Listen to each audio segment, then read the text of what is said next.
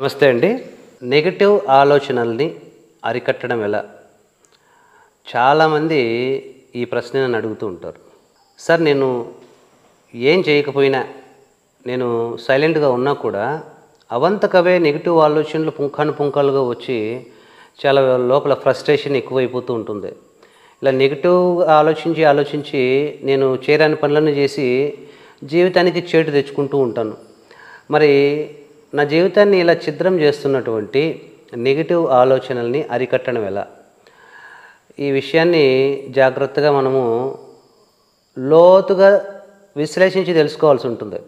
ఎందుకంటే నెగటివ్ ఆలోచనలు ఎలా వస్తాయి, అవి ఎక్కడి నుంచి పుడతాయి, వాటి యొక్క సోర్స్ మనం తెలుసుకోకుండా, వాటి గురించినటువంటి జ్ఞానం తెలుసుకోకుండా మనసు నెగిటివ్ ఆలోచనలకు ఎలా పనిచేస్తుందో పాజిటివ్ ఆలోచనలకు కూడా అలాగే పనిచేస్తుంది.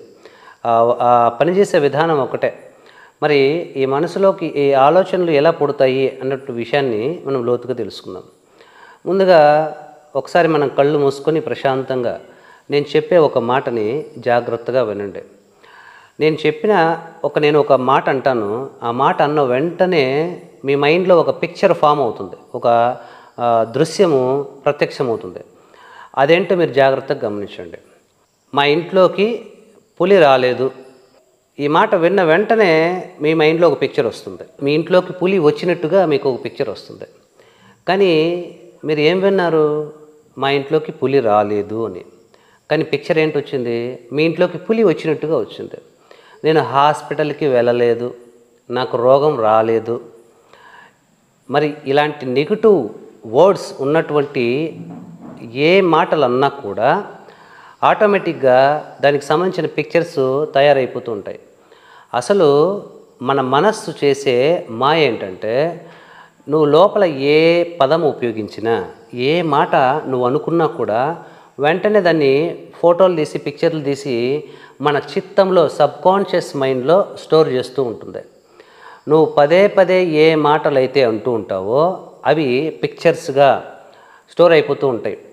మనస్సుకు మంచి చెడుతో సంబంధం లేదు, దానికి ఆ విచక్షణ లేదు. నువ్వు ఏం సంకల్పిస్తావో వాటిని యాజ్ ఇట్ ఈజ్గా పిక్చర్స్గా తయారు చేయడమే. కాబట్టి నువ్వు ఏ నెగిటివ్ మాటను మనసులో అనుకున్నా అది నెగిటివ్ పిక్చర్గా తయారైపోతూ ఉంటుంది. నాకు జబ్బులు రాలేదు, నాకు యాక్సిడెంట్ అవ్వకూడదు అని నువ్వు అనుకున్నా కూడా యాక్సిడెంట్ అయినట్టుగానే ఒక పిక్చర్ క్రియేట్ అవుతుంది. అంటే మన మనస్సు ప్రతినిత్యం మన మనసులోని ఆలోచనల్ని పిక్చర్లుగా చేసి మన చిత్తంలో భద్రపరుస్తుందని గుర్తుపెట్టుకోవాలి. ఎప్పుడైతే ఒక మనిషి కొంతకాలం పాటు 24 గంటల పొద్దు నేను ఎందుకో పనికిరాను, నాకు ఏది సాధ్యం కాదు, నా జీవితం ఇంతే, నా కర్మఫలం ఇంతే, నాకు అన్నీ నష్టాలే కలుగుతాయి, నేను ఎప్పుడూ డబ్బు సంపాదించలేను, నేను దేన్ని సాధించలేను, నాకు ఆరోగ్యంగానే లేదు, నేను బలంగా లేను, ఇలా తనకు తను 24 గంటల పొద్దు అనుకుంటూ ఫ్రస్ట్రేట్ అవుతూ ఉంటాడు. అలా అనుకుంటున్నప్పుడు ఏం జరుగుతుంది? అటువంటి పిక్చర్స్ అన్నీ స్టోర్ అయ్యి మన చిత్తంలో స్టోర్ అవుతాయి.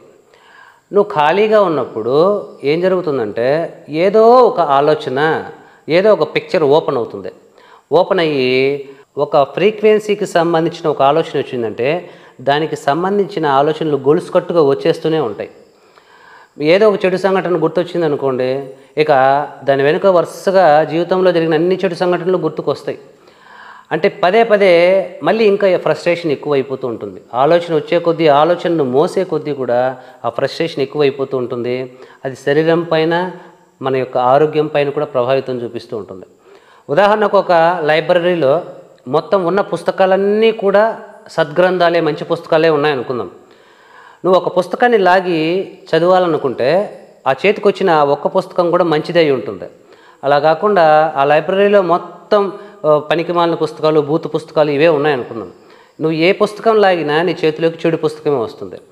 ఇప్పుడు నువ్వు జీవితకాలం అంతా అనేక చెడు మాటలు నీతో నువ్వు అనుకొని, అనేక నిరాశపూర్వకమైనటువంటి మాటలు నీతో నువ్వు అనుకుని, నీ చిత్తం అనే లైబ్రరీని అన్ని చెడు పుస్తకాలతో, చెడు జ్ఞాపకాలతో, చెడు దృశ్యాలతో నింపేసావు. మరి ఖాళీగా ఉన్నప్పుడు వాటిలో నుంచి ఏదో ఒకటి వస్తూ ఉంటుంది. అది ఒక్కటి ఆలోచన వస్తే దానికి రిలేటెడ్గా ఉన్నటువంటి కొన్ని వందల ఆలోచనలు గొలుసుకట్టుగా వస్తాయి.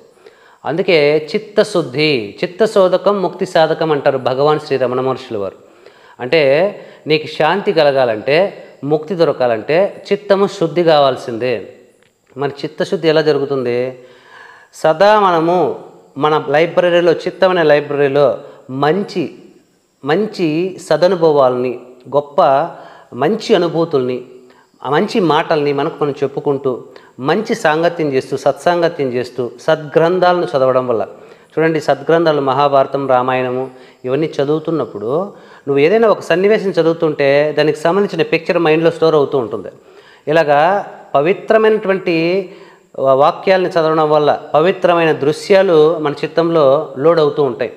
ఈ విధంగా మంచినే వినడము, మంచినే మాట్లాడడము, మంచినే ఆరాధించడం, ఇది కొంతకాలం పాటు నువ్వు సాధన చేసినట్లయితే కనుక, కొంతకాలం పాటు సత్సంగత్వం చేసినట్లయితే కనుక నీ చిత్తము మంచి విషయాలతో శుద్ధిగా తయారవుతుంది.